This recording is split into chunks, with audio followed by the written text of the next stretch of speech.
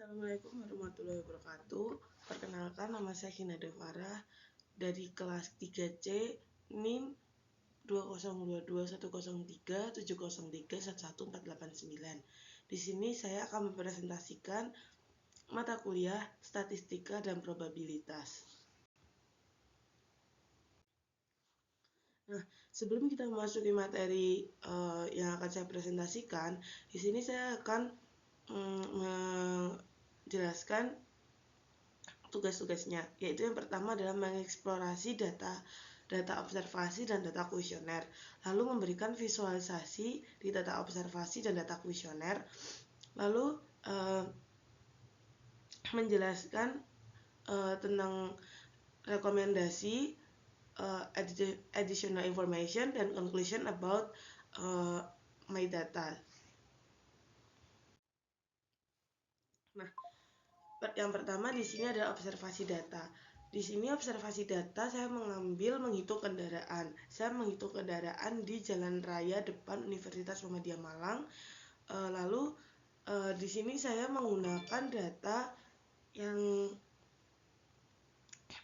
saya gunakan ini adalah data awal yang dimana satu hari itu ada 3 sesi dan per sesinya itu ada 1 jam. Nah, saya mengambil data pada pagi hari, siang hari, dan malam hari. Di pagi hari saya mengambil data pada jam 5 pagi sampai jam 6 pagi. Di siang hari saya mengambil data di jam 11 siang sampai jam 12 siang. Lalu di malam hari saya mengambil data di jam 20.30 sampai 21.30 malam. Nah, di data itu pun saya memiliki variabel motor matic, motor manual, mobil, pickup, angkot, bis, truk, dan sepeda. Nah, lalu dari ketiga data tersebut, di sini saya gabungkan menjadi satu. Seperti ini. Ini adalah contoh gabungan data pada hari Kamis. Pada hari pertama saya mengambil data. Nah, pada hari Kamis itu saya hanya mengambil data pada siang hari dan pada malam hari dikarenakan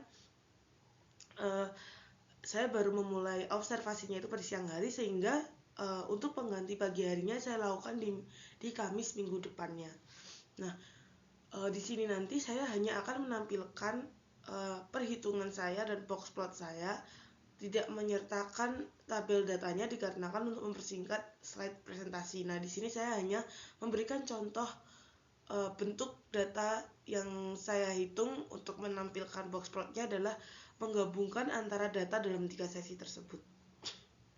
Selanjutnya, visualisasi of data. Nah, di sini udah memasuki visualisasi. Di sebelah kiri ini adalah perhitungan. Saya mencari seperti nilai tengahnya, nilai minimal maksimal, rata-rata, lalu kuartil 1, kuartil 3, dan lain-lain. Di sebelah sini adalah bentuk visualisasi box plot dari data yang sudah saya kumpulkan. Nah, ini adalah data pada hari Kamis. Pada hari pertama saya mencari data, yaitu data di jam siang dan data di jam malam yang saya jadikan satu di dalam satu tabel. Nah, A, B, C, D, E, F, G, H ini adalah variabel-variabel saya tadi, kayak motor matic, motor manual, mobil, pickup, bis, truk, sepeda. Lalu sebelum saya membuat box plot ini, saya mencari nilai-nilainya dulu per variabelnya. Nah, di sini saya mencari rata-ratanya. Yang variabel A itu 108,25, lalu variabel B-nya itu 21,29 sekian, begitu terus selanjutnya. Lalu nilai minimalnya untuk variabel A itu 67, untuk variabel B itu 10, untuk variabel C itu 21, dan seterusnya. Lalu di sini ada nilai tengah. Untuk variabel A itu 111, untuk variabel B itu 22,5, lalu untuk variabel C 33, dan seterusnya. Lalu nilai maksimalnya untuk variabel A 143, untuk variabel B 33, untuk variabel C 46, dan seterusnya. Nah, untuk membuat box plot ini, saya mengeblok mulai dari bottom to heap box dan three heap box ini. Saya blok, lalu saya pindahkan menjadi box plot dengan kalau di PowerPoint itu ada fitur untuk membuat box plotnya. Nah, boxplot itu adalah ringkasan distribusi sampel yang disajikan secara grafis yang bisa menggambarkan bentuk distribusi data dengan ukuran tendensi sentral dan ukuran penyebaran data pengamatan.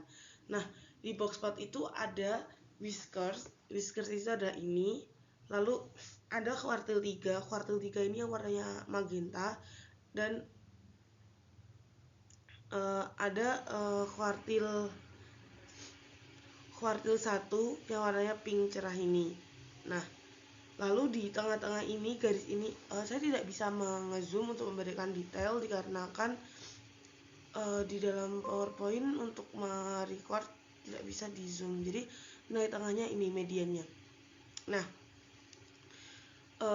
kuartil 1 itu adalah kuartil nilai terendah atau kuartil pertama. Nah, kuartil 2 itu mediannya itu ada ini. Lalu kuartil 3 itu adalah nilai tertinggi. Nah, selain itu panjang kotak sesuai dengan jangkauan kuartil dalam inner kuartil yang merupakan selisih antar kuartil 3 dengan kuartil pertama menggambarkan ukuran penyebaran data semakin panjang. Nah, garis bawah kotak kuartil pertama di mana 25% data pengamatan lebih kecil atau sama dengan kuartil 1. Garis tengah kotak kuartil 2 atau median di mana 50% data pengamatan lebih kecil atau sama dengan nilai ini. Garis atas kotak kuartil 3 di mana 75% data pengamatan lebih kecil atau sama dengan nilai kuartil 1. Nah, untuk whiskers bawah ditunjukkan untuk menunjukkan nilai yang lebih rendah dari kumpulan data yang berada dalam interkuartil. Whiskers atas menunjukkan nilai yang lebih tinggi dari kumpulan data yang berada dalam interkuartil. Nah, di sini sudah tergambarkan mana kuartil satunya, mana kuartil 3-nya, mana kuartil satunya, dan mana nilai mediannya. Lalu selanjutnya ini adalah hari Jumat. Nah, mulai hari Jumat, Sabtu, Minggu, Senin, Selasa, Rabu merupakan gabungan dari data-data yang telah saya kumpulkan selama 1 hari 3 sesi. Jadi ada 3 jam di dalam satu data per harinya. Nah, terus di sini sama seperti sebelumnya, ini adalah variabel-variabelnya. Lalu ini adalah box plot yang sudah saya tentukan. Nah, di sini adalah whiskers atasnya atau nilai maksimalnya dia adalah 169. Lalu di sini adalah whiskers bawahnya atau nilai terendahnya adalah 15. Lalu ini adalah mediannya adalah 112,5. Lalu ini kuartil 3-nya dan ini adalah kuartil 1-nya. Begitu pula dengan yang B, ini adalah whiskers atasnya dan ini adalah whiskers bawahnya. Ini adalah kuartil 3, lalu ini adalah median dan ini adalah kuartil 1. Nah, visualisasi data pada hari Sabtu. Sama seperti sebelumnya, ini adalah whiskers atasnya yang bernilai 140 pas. Lalu di sini adalah mediannya yang bernilai 111,5. Lalu di sini adalah kuartil 3-nya yang bernilai 119,25 dan ini adalah kuartil bawahnya yang bernilai 24 dan di sini adalah kuartil satunya bernilai 49,75.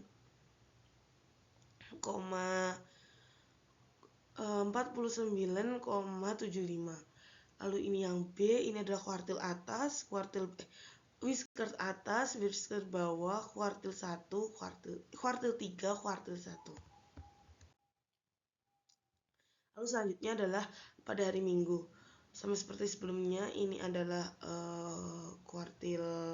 whiskers atas, whiskers bawah, kuartil 3, kuartil 1, lalu nilai median.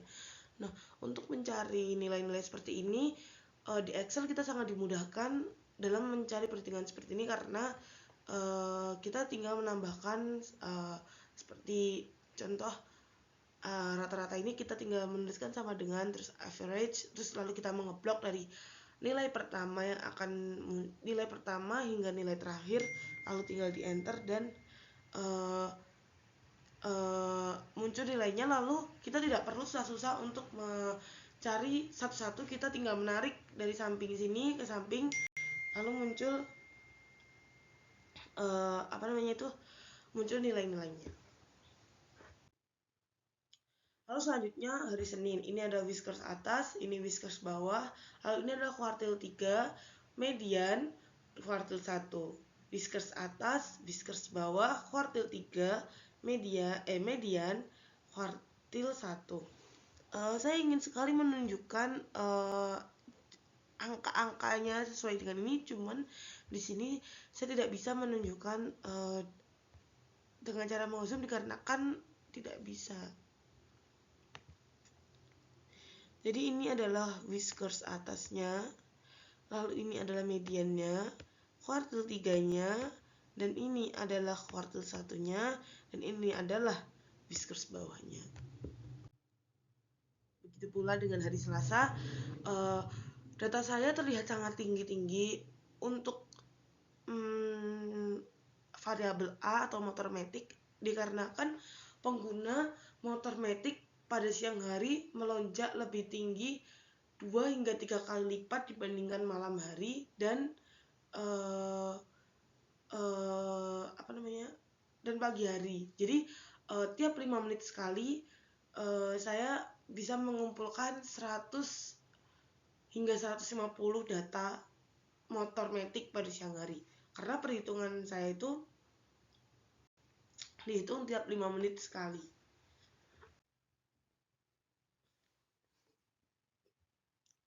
Lalu ini untuk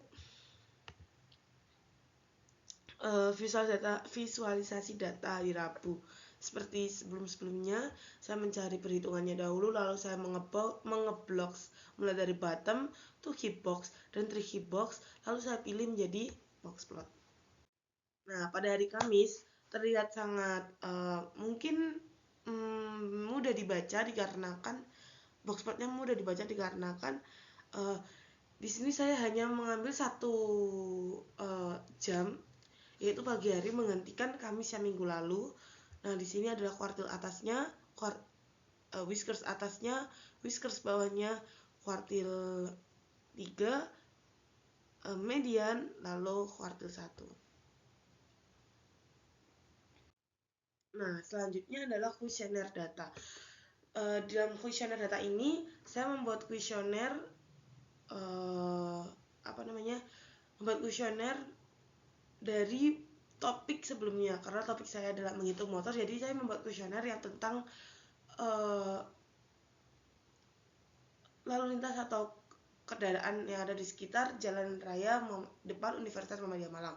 Nah, di sini sebenarnya saya mendapatkan 50 responden kan, akan tetapi saat saya ingin memasukkan datanya ke dalam poin, dia hanya bisa terpotong sampai 27, jadi saya akan memasukkan ini. Nah, di dalam kuesioner saya memiliki nomor itu seperti nomor yang mengisi respondennya itu nomor berapa, lalu nama, gender, dan umur. Nah, di umur saya membagi menjadi umur di bawah 17 tahun, lalu 17 tahun hingga 27 tahun, dan di atas 27 tahun.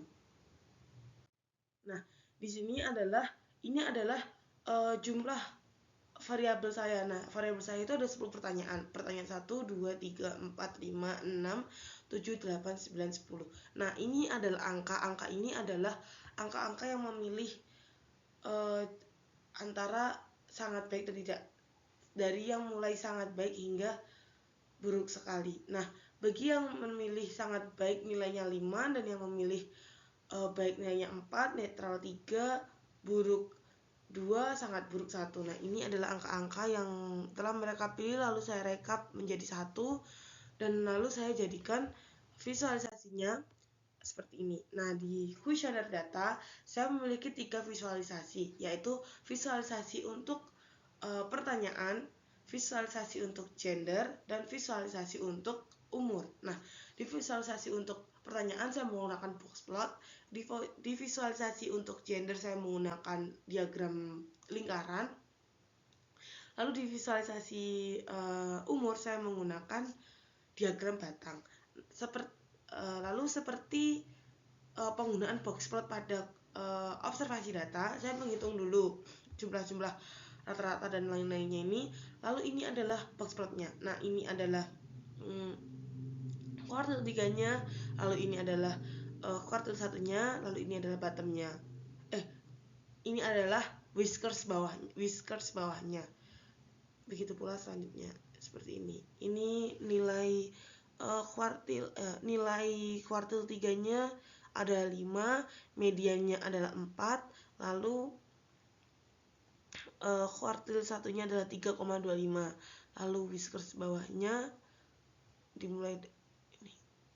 Lalu whiskers atas lalu ini kuartil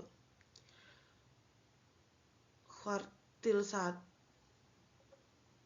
yang dimulai dari 3 dan kuartil 3 yang dimulai dari 4. Jadi ini seperti ini. Nah, di sini adalah visualisasi data diagram lingkaran saya yang mengartikan bahwa 50% responden saya berjumlah perempuan dan 50% lagi berjumlah laki-laki. Nah, ini adalah diagram batang yang menunjukkan umur yang mengisi kuesioner saya. Jadi responden saya 17 sampai 27 tahun, lebih dari 25 orang yang mengisi kuesioner saya, lebih dari 27 tahun, berjumlah 15 orang yang mengisi kuesioner saya, lalu yang berumur kurang dari 17 tahun, berjumlah lebih dari 5 orang yang mengisi kuesioner saya.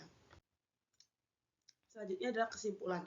Nah, kesimpulannya, untuk hasil observasi saya di jalan raya depan Universitas Muhammadiyah Malang adalah orang-orang cenderung menggunakan motor metik sebagai alat transportasi mereka, dan tinggi penggunaan motor metik atau kendaraan yang lain ada berada di jam siang atau jam 11 sampai jam 12 siang. Itu adalah jam-jam orang-orang makan siang atau orang-orang istirahat dan bekerja, ataupun jam-jam anak-anak pulang sekolah.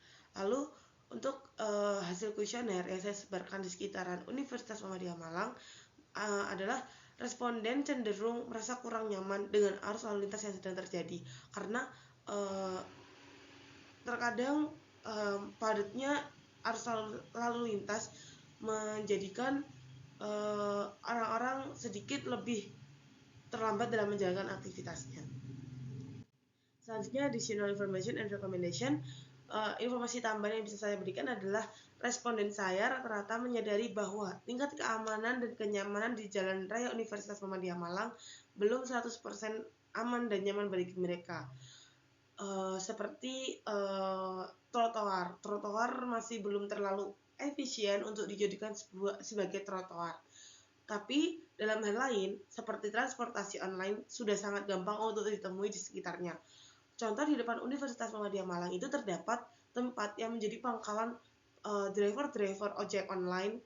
Jadi orang-orang bisa dengan sangat cepat mendapatkan driver di sekitar Universitas Muhammadiyah Malang, yang notabene isi dari Universitas Muhammadiyah Malang adalah mahasiswa yang kemungkinan besar membutuhkan driver online. Lalu rekomendasi adalah perlunya peningkatan infrastruktur jalan raya seperti penambahan trotoar untuk pejalan kaki agar lebih aman dan nyaman digunakan sebagai pejalan kaki, karena beberapa kali saya melihat orang-orang jalannya harus ada di pinggiran jalan raya, bukan di trotoar, dikarenakan belum adanya trotoar yang memadai untuk pejalan kaki.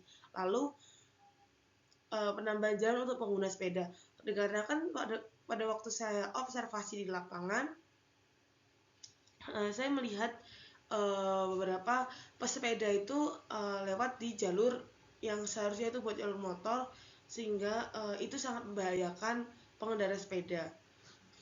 Lalu karena tingginya pengguna kendaraan pribadi, menurut saya transportasi umum agar lebih ditingkatkan lagi menjadi lebih aman dan nyaman, sehingga orang dapat beraktivitas menggunakan kendaraan umum dan bisa mengurangi populasi penggunaan kendaraan pribadi yang memberikan berbagai dampak positif, seperti berkurangnya populasi udara dan mengurangi kemacetan.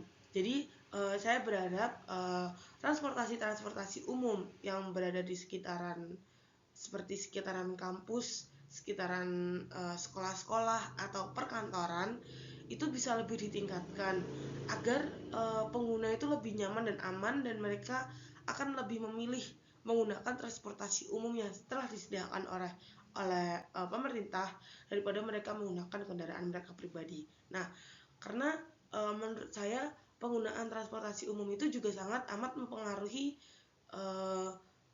aktivitas jalan raya. Jadi bisa mengurangi kemacetan seperti tadi yang saya bilang, dan mengurangi populasi udara dikarenakan populasi udara saat ini sudah sangat tidak baik bagi kita.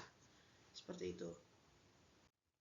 Nah, sekian presentasi data observasi dan data kuesioner saya. Saya kurang lebihnya mohon maaf. Wabillahi taufiq wal hidayah. Wassalamualaikum warahmatullahi wabarakatuh.